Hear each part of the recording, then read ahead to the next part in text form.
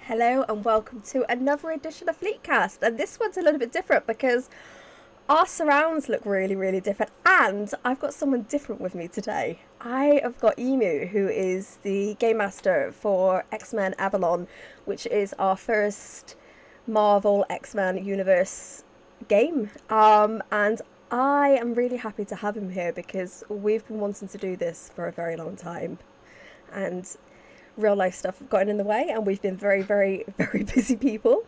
But how are you doing tonight, Emu? You good? I'm good. Like newborns will do that to you, I guess. Yes. Maybe you can see the bags under my eyes, but No, you look fine. I'm Well, good. or at least you look how I remember looking at that stage. So You look how you're supposed to look with a newborn. yeah, it's normal. It does get better, but yes, you are the game master of X-Men Avalon, and Yes, I absolutely love writing there. But this episode's lovely episode. to have you there. Oh, thank Sorry. you. This episode's ever so slightly different because it's recorded. So the pod people that are in the chat, we will not be overly responsive to you guys because you don't exist for us yet. You are seeing us about 48 hours before this episode goes out. So, Sorry. but Yeah, yeah. yes, I am very excited to have you here because this game is very unique, even in X-Men games. Most people go American, they go current period, they go movie genre. Not many people Yeah. pick this era, and I think it's really unique because it's even before the newest series that we've had out. You know, we've had X-Men 97, but it's set before then. Yeah. X-Men 97 is amazing, by the way, if you haven't watched it too. I still haven't watched it. Um, So, it's born out of not so much necessity, but I guess out of ease of running the game and writing in the game.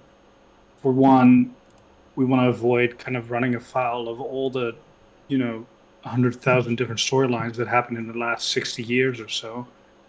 Um, so it's easy to just start with something that is a neat and tidy bubble universe in and of itself. yes. So tell us Um, specifically about your game, about its theme, yeah, where it's sorry. set, the location. Yeah. Just jump with the gun. You're Um, just eager to tell us, and that's okay. yeah. No, yeah, it's our X-Men game is set in the United Kingdom. We have an institute, the Avalon Institute, that is in a lovely castle in Scotland. We just, looked around the different castles in Scotland. There's a great many of them. I remember those days. Yeah, picked one we liked. It looked uh, pretty, and it was on a lock. That's all yeah, we. exactly. Those were the two Yeah. requirements that we had. Yes. Um, yeah, so we picked that one, and we set it in the animated series continuity at the start of it in 1992, so we could play around kind of with um the fact that mutants were not widely known. They were, people were aware of them to a certain degree, but like the major players were not widely introduced And they're not in the until. United Kingdom, in Europe. Everything we see Oh, yeah, true. is Yeah, in America. yeah, that is true.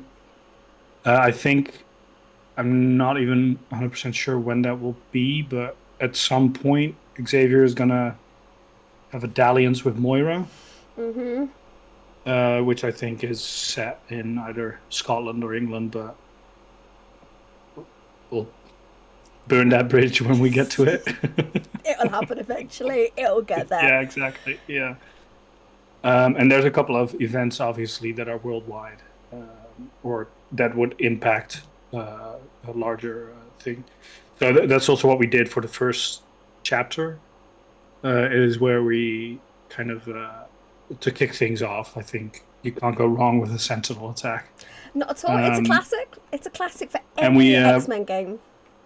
exactly. So we tied it into Night of the Sentinels. The first episode is basically our first chapter.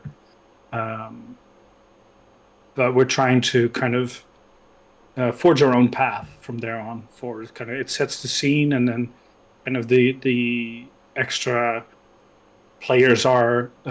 What I mean by players is the in game the other organizations basically are introduced, and we use that as a jumping off point for us to do that.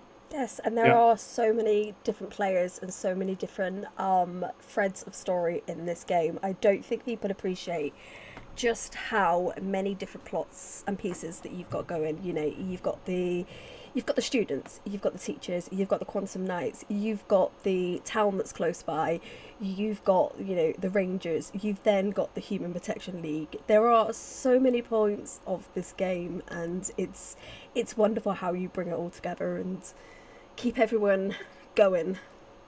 It's an intricate web we weave. Okay, would you like to tell us about your favourite mission? Yeah, like so the structure is a bit. Well, I'd say the structure is a bit different. We don't call them missions because, like, we don't go on missions. Like, there's Yeah. nothing asked of us in that sense. Like, our characters are victims of the circumstance. I guess we're reacting to an ongoing world. So the timeline is a bit more. I'd say a bit more strict. Like, we have the advantage of not having to deal with star dates or that sort of thing. I could just go, okay, this chapter runs from November to December in Yeah. 1992, which is nice, I guess. Yes. And in that sense, I think, like, picking a favorite chapter is always difficult. Like, I liked the first one because of everything it established, and what I really liked about it is that we had decided that for the most part, Avalon was an established entity.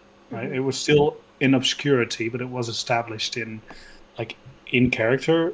It was the I want to say venue. The castle was bought in '88 or Mm-hmm. '89. Then was renovated, and then the first school year was 91, 92, I Yeah. think. So because of that, a couple of the players that came in and a couple of the writers that came in wrote their characters to have been there at the start of the first school year. And what I really liked about some of the interactions that we wrote, especially early on, was that it immediately felt so kind of connected. It was like you were stepping into an established community. Yeah. And I thought that went really, really well, and that is something that I don't think you can get from some of the other kind of games that are out there, where you need to have a kind of a fairly strict start, right? Someone gets command of the starship, and I'm guessing that you could probably, adjust that or do that differently. But in most cases, that's how that gets started. So that's why I like the first mission. But like I said, it was kind of an homage or a thing to everything X-Men, in that it was just a sentinel attack. That was basically the whole premise. It was very simple. Yes, but it worked because it allowed us to establish our characters, establish the power sets, establish kind of the world around it, and how all of this affected everything else. What I liked about the mission after, or the chapter after, was around Halloween, is that we could pull in some of the mystical. Yes. Because that is something that we've kind of established from before we started, is that we're in the UK. There's kind of, history there. Like, the castle we're in is from the 1400s or something. Yeah. Yeah. And, So and there's even in the comics, there is, you've got the Excalibur comics. There Yeah, is yeah. a lot of mystical, magical. It's established that Yeah. London has got all these ley lines. Excalibur team have got a mystical train where they can travel different universes. You've got Merlin. You've got Excalibur the sword. You know, you've got all these concepts. You've got werewolves. Yeah. There is so much that you can do in the United Kingdom in the X-Men universe, and I am so happy that you chose that as your area and made it so goddamn unique, because it's epic, and I just don't think people understand how amazing that it is. Do you have a favourite joint post story that you've told? That is so difficult. Like, everything that everyone writes is so amazing. I'm baffled and amazed every time I open a tag or every time I open a post that I wasn't a part of. Once it gets posted and you go through that and you're like, this is just epic. It's just like, even someone goes in and gets some food from the cafeteria. Greg's. Or Greg's. Yeah, one of the two Greg's. Yeah.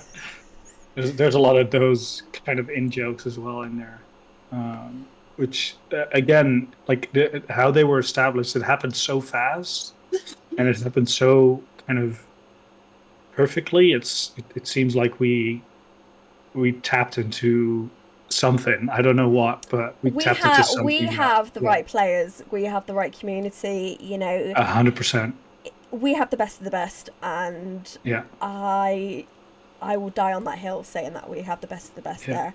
Do you have a moment that makes you proud, or your proudest moment? Just to come back to the post one, one thing that I think is that I kind of loathe big joint posts where there's like more than 3 or 4. I do. I hate them. I hate them. And what I thought was really clever by me, like tooting my own horn, is we had in the previous mission, we had a BBC Scotland crew come through and basically have little interviews with all of the different player characters, just to establish, this is what we're doing during a cultural festival in Avalon, and this is how the outside world is viewing us. And what I did is basically I created a new post of the news item that the BBC kind of broadcasted, like short snippets of these posts put into kind of a one news item. It was very well done. Which I don't know. It doesn't. I don't think it counts as a joint post per se, but I think it's like I kind of liked how that worked out, because on the one hand you get the one-on-one times basically where you have those interviews and you get a bit of the background, and then kind of pour it into something that is easily digestible and immediately gives you an overview of, hey, this is what Avalon is all about. Yes. So I really like that kind of that sequence of posts and culminating in the Avalon in the news kind of posting. It's a very good post, and the link will be down below in the show notes so that other people can experience the awesomeness that is that post. Going back, do you have a proudest moment of the game so far? I think, again, difficult because it's just a stacking of proud moments. I think whenever people kind of pick up the little threads that you lay down and just run with it, well, I think what sets the game apart, or what makes me proud to kind of be, I want to say running the game, but like the game basically runs itself, and then the people are running circles. Heard in the game. Yeah, exactly. Yeah. One of the like recurring proud moments I have is when there's kind of references to other things that are happening, kind of back and forth.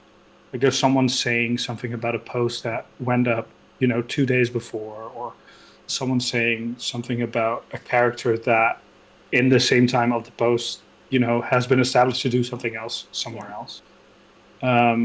I think it just shows that people are super invested and super involved with the writing. Yeah. They're keeping up with each other's posts, even if they're not part of it, and really feeding into each other's narrative, and really,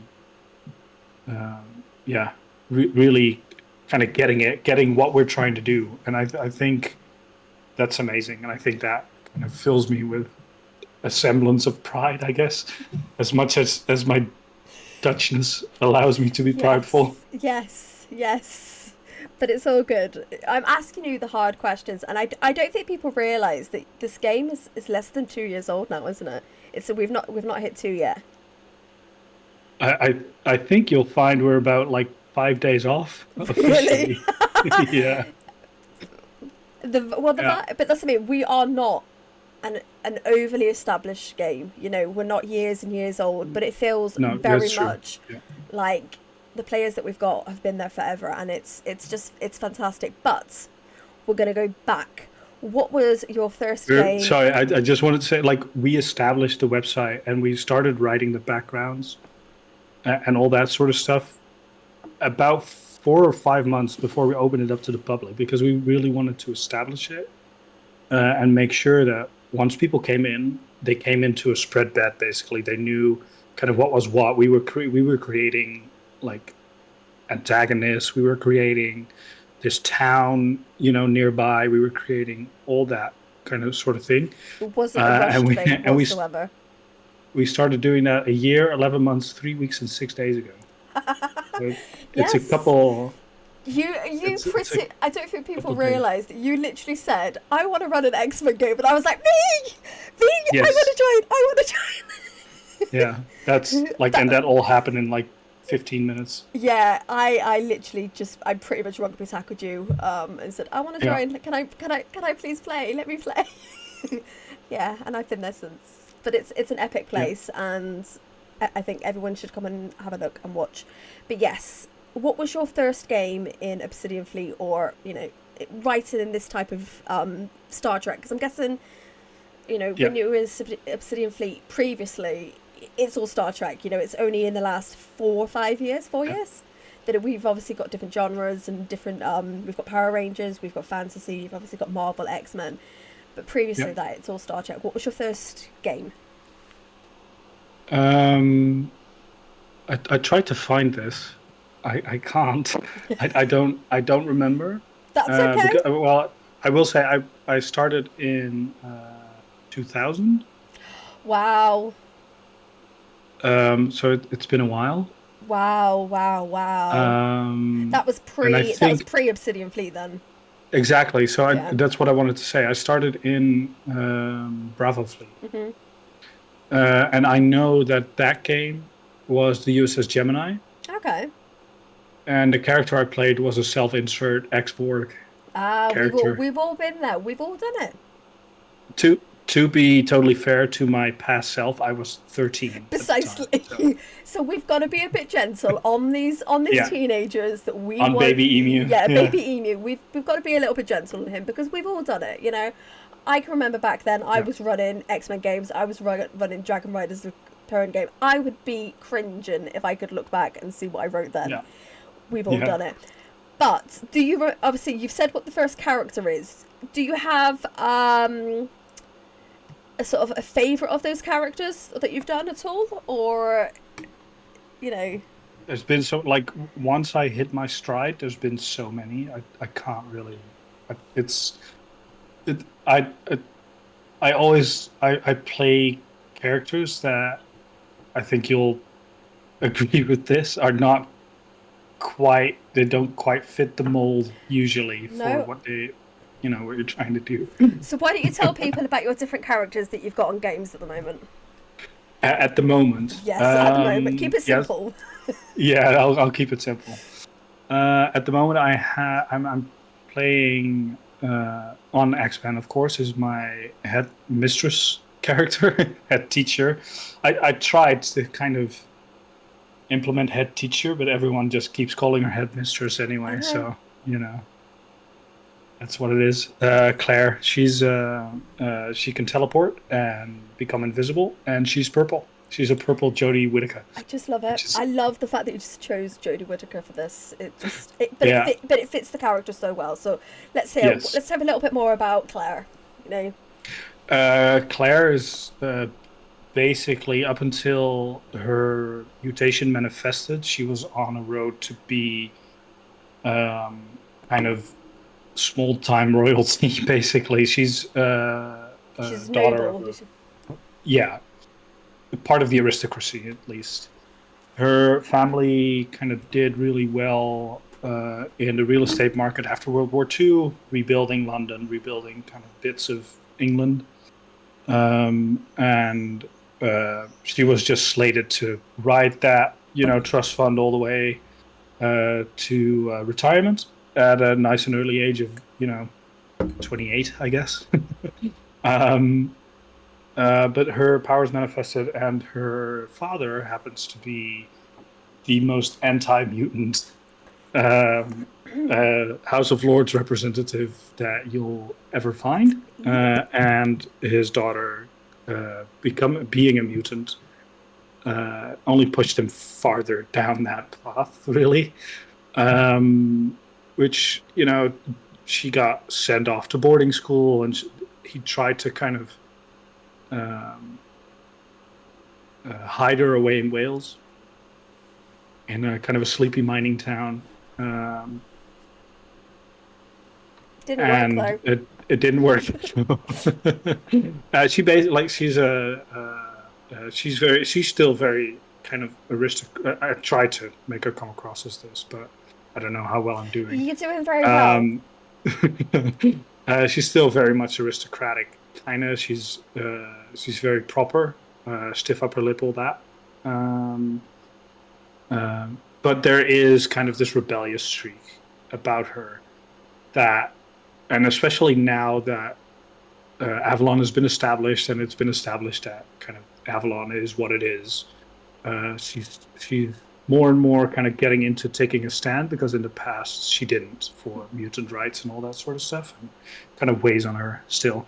Yeah. So that's my main character on Avalon, and then you have like a lot of different ones attached to that as well. I have a chef that can duplicate himself, which I thought was really That's cool. spiffy.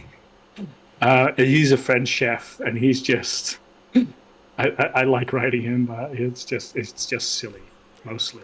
Um, he's an ex-con, by the way. That's where he learned to cook for big groups. Is Yeah. in prison, which I thought that was, I think, pretty spot on. Um, I need to think. I have a lot of them. I love writing antagonists in this setting, because there's just so many angles that you can take to You've got antagonists. Robert. So I've got the leader of the Sherwood Rangers, which is basically our antagonist mutant group. Kind of, when you try and explain it, it's kind of the equivalent of the Brotherhood of Mutants, right? But the Sherwood Rangers fancy themselves freedom fighters, taking from the rich and established and giving to the poor mutant huddled masses. Robert is basically an ability stealer. So when a mutant is nearby, he can assume the powers of that mutant, which I thought was an amazing kind of skill for an antagonistic character to have. It works so well. It really does, and especially in the Halloween arc that we did. That was Kind of collecting. one of my favorite posts is when you've got Robert, Phoebe, and Claire, and they are having that fight, and it's just, you can just feel the emotions going back and forth. You've got Claire who's very confused. You've got Phoebe and Robert fighting.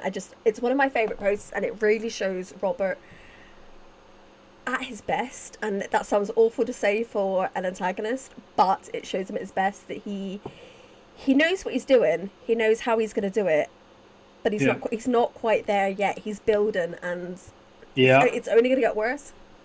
When he comes back, like he's been absent since that He's been chapter, very and he's I'm been very hoping, quiet. yeah, and I'm hoping people are are kind of getting antsy because they should. They Yes, really. because I keep thinking to myself, I'm gonna start a post with Heather and Robert just to see what happens. But then I'm like, Yeah, no, I don't think I can open that box yet. yeah. You want to find out, but I you do, don't. I don't. That's why You you've really not. don't. That's not why I've started it. I'm like, I'm too afraid. I don't want to. Yeah. But yes, you also have lots of other characters across different communities and different games. Yeah. Do you want to tell anyone about any of them? Yeah, yeah, of course, yeah. I want to talk about all of them. Um, Well, we can if you want I'm them. I'll get comfy. sorry. I'll get comfy. Yeah, yeah, it'll be a while. Um, yeah, just to round off the X-Men one, there's a couple of students that are just I need to. Well, I need to. As a GM, I feel obliged to have a couple of pieces set, around the table that I can kind of push in Yeah. to engage with people. The other antagonist group that we have, the Human Protection League, is basically the human first antagonist that we have. And they are behind basically everything wrong with mutant legislation and kind of things that are happening right now. Mhm. Uh, for which I play the Duke, Duke Cavendish. And in New Crest Hill, there's a couple of innocent bystanders. Basically, they are a town that is quite nearby, where Avalon is like a 15-20 minute drive, depending on whether or not Alistar is driving. Uh, basically, I He have a goes. mechanic there and He a goes baker. nowhere near Phoebe's car. No, No. Mm-mm. no, Mm-mm. nope. Yeah, I have a baker and a mechanic there just because there were a couple of threads that made sense for them to be there, I and love I your love. baker. I love Gabrielle. I love her. Yeah, I love her. I love seeing her in posts. It's brilliant. It's such I'll a make sure to. it's such a mundane concept to have a baker, even though there's two Gregs. Yeah, I yeah, I still love her, and I'm definitely gonna have to, when I get my act together, get more posts with her because I think yeah, it would be a good laugh. yeah. You need a sausage roll from an actual baker. Yeah, sorry. You can tell that I'm so British with how some of these things have come out in the game. With the two Gregs that Yeah, just came out yeah, yeah, from me and Sarani. yeah. Messing Taking the around. piss. Basically, Yeah, yeah, we were just taking the piss, and yeah. it's become very very important lore for the game. Sorry. Yes. No, but it's like it's central to the identity It of New is. Crestville, It and is, it's insane, and and it's every lovely. I love it. it's the same as like the you've got three pubs in the Yeah, in there. yeah, That's established. It's just such little things that have highlighted this game, and it's such a wonderful place to be, and yeah. such a wonderful place to write. I And think like for a lot of these really kind of out there concepts and ideas, I think we do have a huge thank you to Sarani for kind of taking little tidbits that we kind of throw out there and just running with it. And yeah, can't can't praise Sarani enough for that and doing that. Yeah, I think like that in short are the characters that I play on X-Men. I do write on well, I say more contemporary on Star Trek games, but like I've picked the ones that are not contemporary, I guess. There's a Lost in Space Enterprise era Star Trek game that you might be familiar with. Uh, yeah, I might be. Can't remember its name though.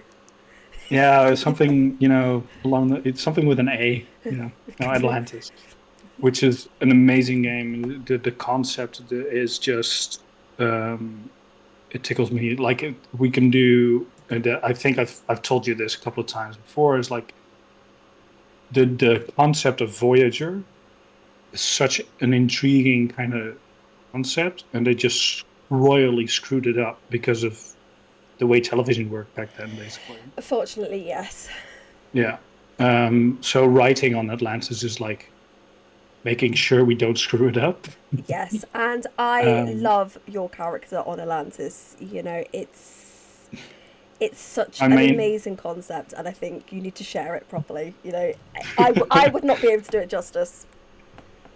my main character is an Andorian medic that basically got off of Andor because she was bored with civilian medic life. She was in the Imperial Guard, got trained as a field medic, did her tours, thought she was kind of done with that aspect of her life, went to a big city hospital, got trained in trauma surgery, got all of those degrees and all that. But, couldn't take root. And then the opportunity came for an exchange program with Earth. She was supposed to be like the surgeon on board and the assistant medic, but the chief medic died tragically, uh, which meant that she was just pushed forward, being one of the only medics left. Really, on the basis of you're the only one we have. Yep. Um, Her she and a got lowly shoved forward. nurse. It was just her and a Her and nurse. one nurse. Yeah. Yes, yes, it was just her and a nurse. Um, yeah, and I don't know. I just try to write. At the start, I tried to write her. I still do, I guess, as a kind of a more of a distant, more um, methodical doctor. She likes cutting people and kind of fixing them, right, in Yeah. that way. And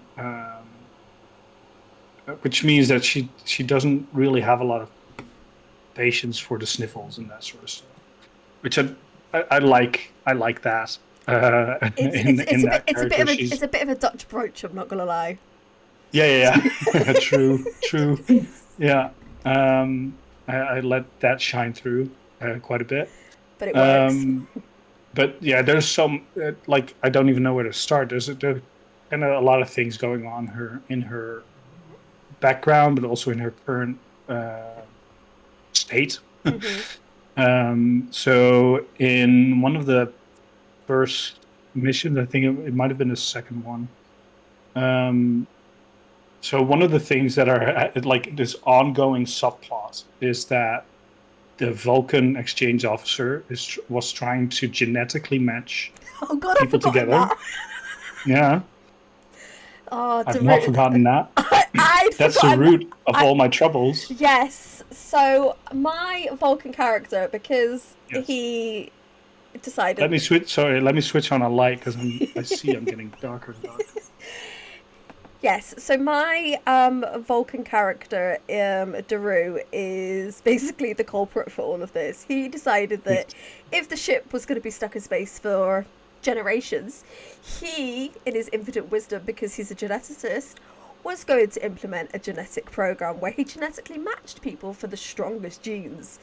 Um, and it has Yeah, caused, basically, we yeah, had a Vulcan science officer proposing eugenics. yeah. But he did it. Yeah, But he did it in such an innocent way. yeah. That half the crew signed up for the program, Yeah. and then pretty much everyone else did. And then he caused a bit of bother because a lot of people got upset because they were told that their genetics were not good enough. Yeah. Your genetics match no one. Yeah, and he did upset a lot of the crew. Yeah. He's been forgiven because this was what 8 months ago in character. Yeah, true. But it Yeah. did cause a little bit of bother for your doctor because she realised some Yeah, stuff. which is yeah, so obviously she's the only Andorian on board and Andorian bonds are, you know, complex as it is, but alone she was never going to procreate. Hmm. But she still asked him to do a genetic makeup because there's some history of problems genetically, and she found out that she has a genetic illness that will slowly eat away at her nerves, kind of similar to MS or Hmm. Huntington's, I should say, Yeah. that sort of thing. So ever since that moment, like this is a slow progressing disease, or supposedly it should be. So she had they figured she'd have 10 to 12 years before the first symptoms would start presenting themselves. But now, so she spent most of her time when they were in contact with advanced aliens or that sort of thing, trying to figure out how to heal her on a genetic level. So far failed to do so, and now they got into contact with a carnivorous plant, for lack of a better word, the size of a starbase. Space fauna. Yes, which triggered kind of progression in her disease. So she's starting to feel the effects of that, and it's affecting her badly. Like physically, there's not much wrong yet, Yeah. But mentally, it's a sledgehammer to the face, basically. Yeah. And it's so well written. Thank you. It's I try. really well written. You know, there are hints. There are such subtle hints that something is not right, and I can't wait to see how it goes. Like, I can't wait to see other people picking up on it and seeing where it goes. It's going to be absolutely epic.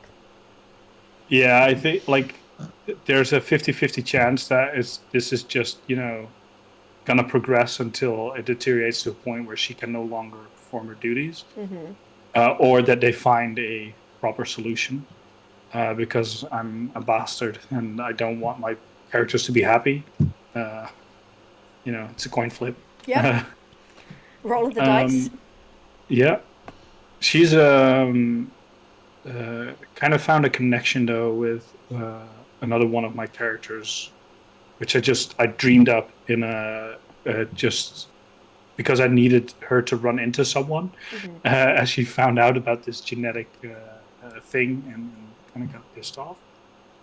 So Manishi is one of the other characters I write, and it's very interesting because we encountered a alternate universe part of the crew, and Manishi was on the current part of the crew, but also in that pod. So we have two of them. Two Manishis, yes. And we've had to name one niche and one Manishi to stop the confusion, because there was a lot at the beginning. It was Prime Manish. Yeah, it got an issue. We just had to stop it. But yes, that whole thing of having these two versions, it was so well done. Like I really was concerned that we were going to have confusion, we were going to have just chaos with the fact that we've got these two characters, and I mean that was part of the appeal, to be fair. But to be fair, you are a chaos demon sometimes. I'm not going to lie to you, Evie. Sometimes I just open my mouth and I think, oh fuck, why have I said that? He's going to take it, he's going to run with the plot, it's going to be chaos, we are never going to be able to stop him. And nope. I love that about you. I love the fact that you are this little chaos goblin sometimes, and you just do run with the most epic plots. He does not lie when he says that he never wants his characters to be happy, because it's 100% the truth. I can 100% agree with him. But he does it in such a way that it's not OTT, it's not over the top, it's not out of character. It's very much in character, and it's just insane. It's just so well done. But yes, is there any other characters that you'd like to tell people about? So the final game that I'm currently active, I say active, but I feel like I should do more. But that I started kind of feeling out is on a civilian vessel, which you might be familiar with. Yeah. These are all my games that you're playing on, which I'm forever thankful, to be fair, that you decided to join both my games and you let me play in your sandpit as well. Yeah. I very much enjoy having you as a writer wherever you are. I think you're probably one of the few people that I would follow if you decided to up and leave. I would be like, can I come play? Can I come with you? Yeah. I think you're slightly stuck. I have no intention whatsoever of leaving. So. But yes, tell us about your character on SS Mary Rose. So basically, the problem I have with contemporary Star Trek is twofold. One, the best Star Trek series is Deep Space Nine, and the Dominion War is such an epic kind of background plot point thing Yeah. that I want all of my characters to have something to do with that. But contemporary Star Trek is 20 years down the line from that. Yes. And if you're playing a more junior officer or anyone basically late 20s, early 30s, they will not have had active tours of duty in the Dominion War, Not at all. which makes me sad. That's just it. Uh, so that's why I tend to avoid contemporary Star Trek games. Yeah.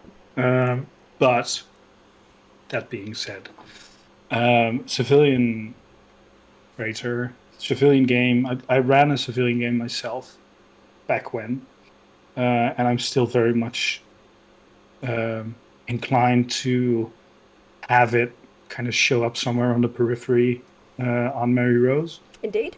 We've got plots. But because of plot, yes. Yeah.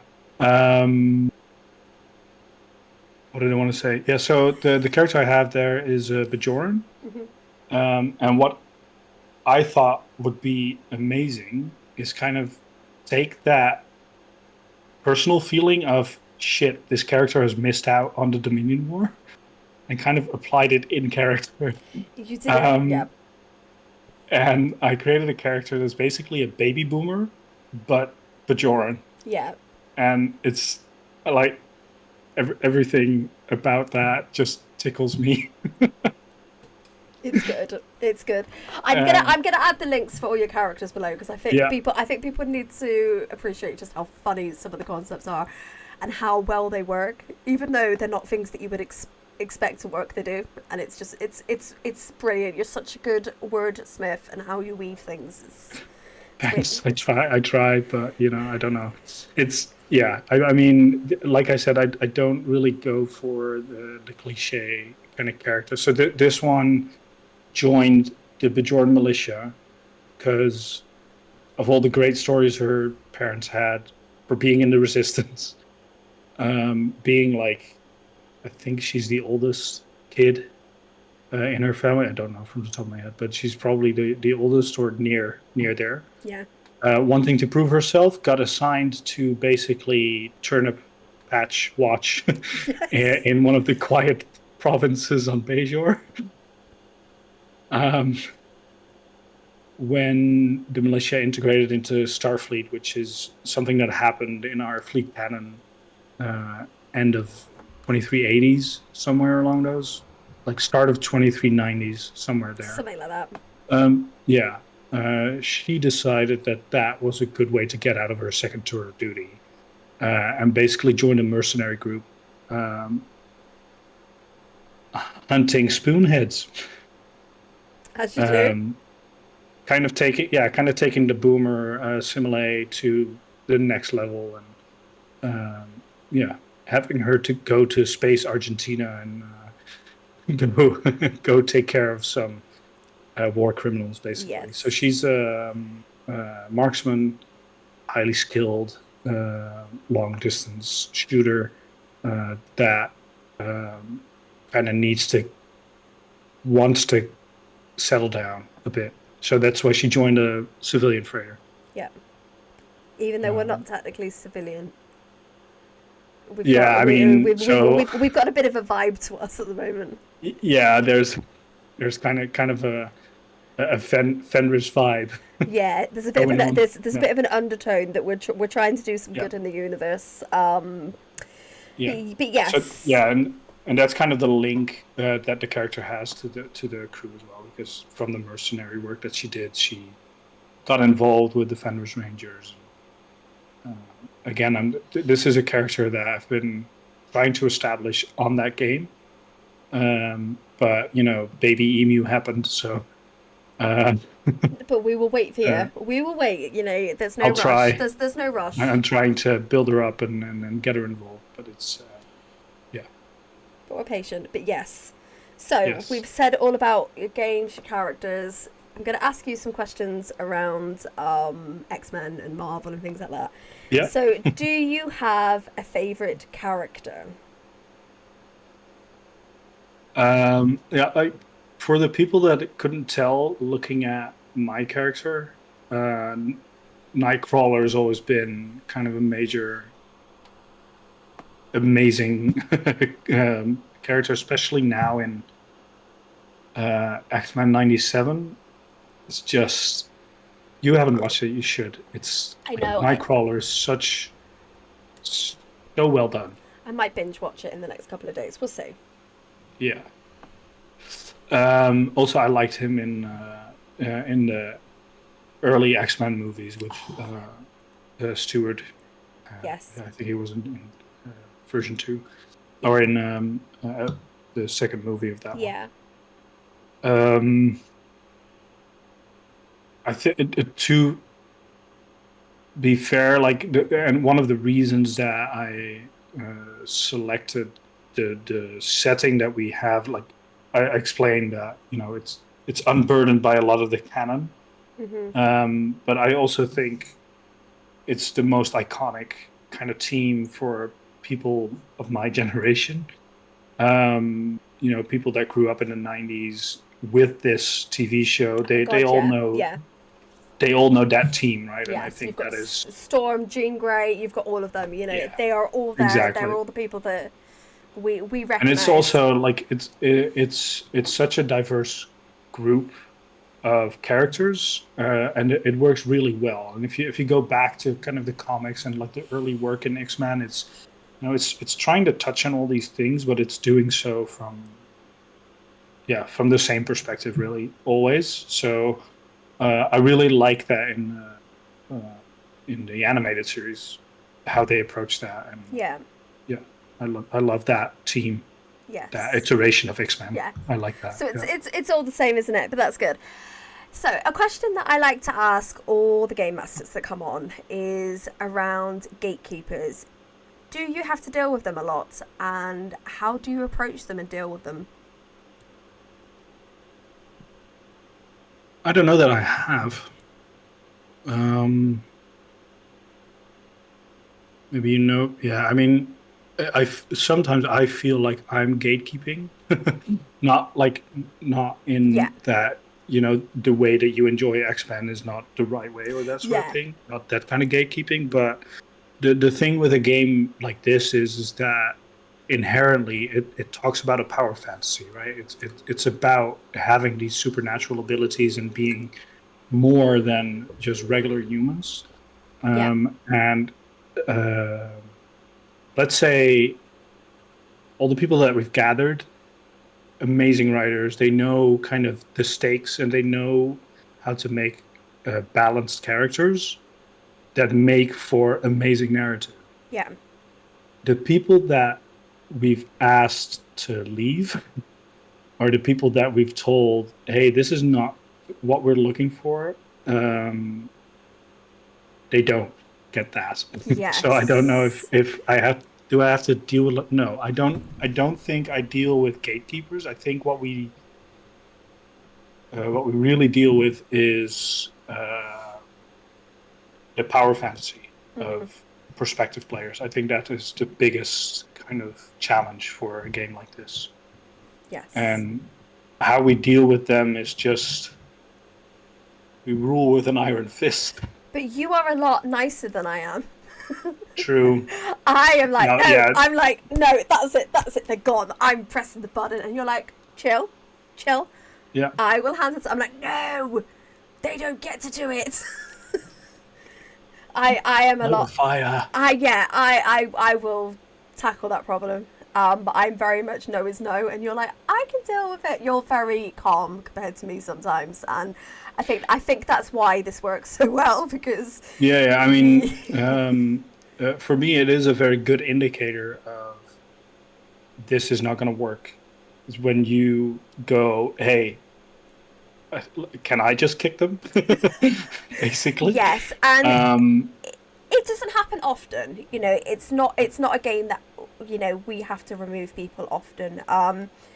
But No, like I think our process, the way that we kind of weigh the characters, their powers, and all that sort of stuff, they make for a good filter. Because one of the things that, like, if you're asking, how do you deal with this problem, the thing is that if you put up a couple of hurdles, even if they're not really large hurdles, players with a power fantasy, they trip over them, yeah, and they don't want to take that effort of taking that step up, basically. So I think that has helped us keep out that sort of fantasy, yes, power fantasy, basically. oh, so much, Um, yeah, and what the only thing that we really do, and that sometimes you're done with, when I'm still like, okay, let me just have this conversation with them, let me just give this feedback to them just one more time, is the conversation about, hey, how is this fun, right? How is this fun for the narrative? How is this fun for the other writers? How is this fun for you to write this? Because it's like, but that might just be me, but I don't like being able to just, my character walks in, presses a button, everything is fixed. That's not fun for me. But that, when you read some of the characters, when you read some of the things that they try to do, um, it feels like they think that's fun. yeah. And I don't want to kind of name and shame people publicly, but there's one of the things that the setting also, it's problematic for the setting, is that one of the most popular characters ever in X-Men is Wolverine, and Wolverine is kind of an Einzelganger, right? He's Yep. kind of a lone wolf Yep. that happens to have his motivations and things align with the team in the moments that it's needed, Yep. right? And some of these power fantasy players really love Wolverine and Oh, so basically want much. to have. I didn't realize just how much until we started this.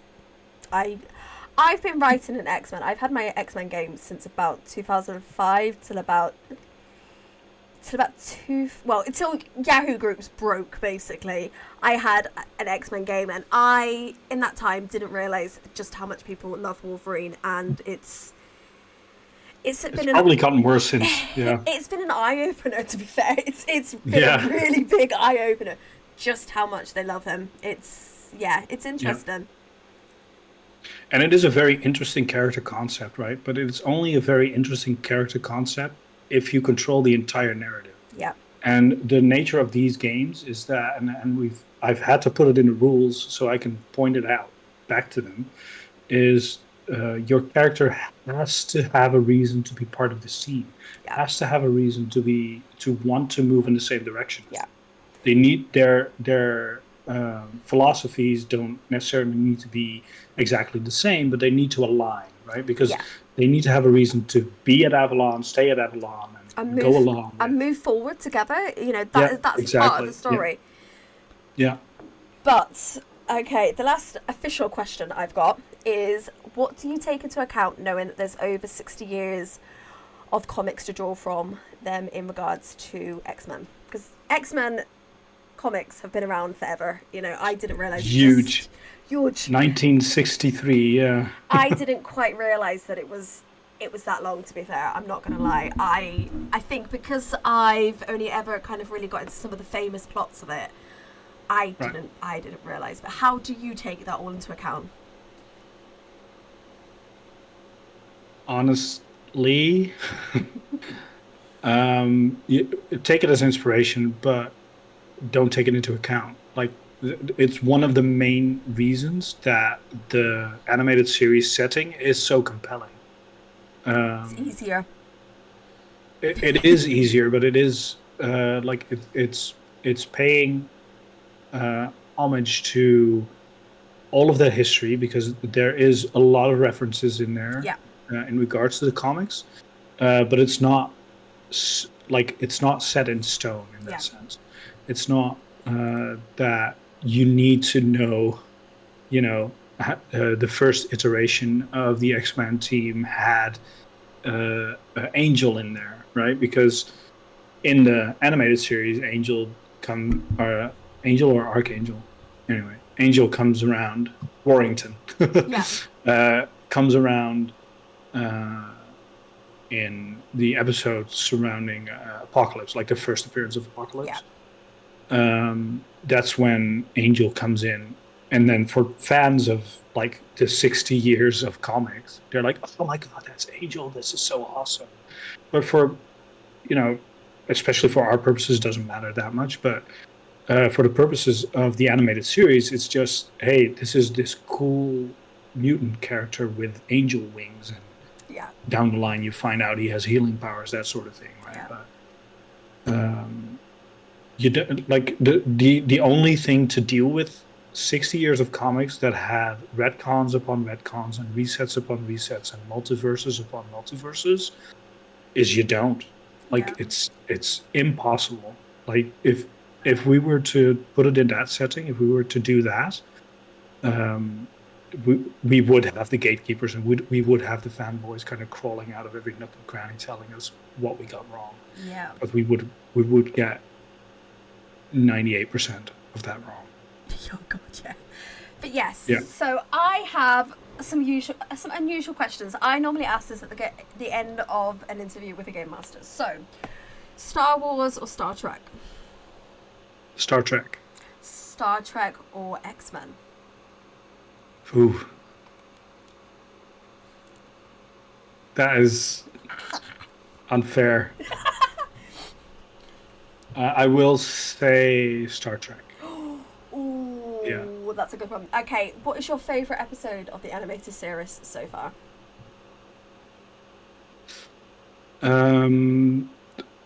Without any spoilers, like anything in X-Men '97 is pure gold.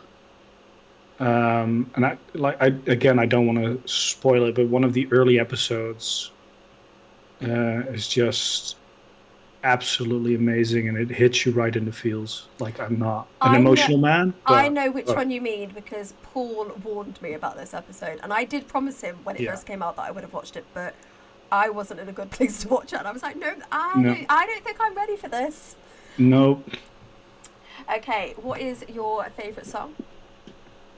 My favorite song. It real like music really depends on the mood. I think right now, I would say "Creep" by Radiohead, Okay, that's a good choice. but probably as performed by Postmodern Jukebox with Haley Reinfeld, I think. I vaguely know who you mean, yeah. Favourite book? Christ. I'm just looking at my books here.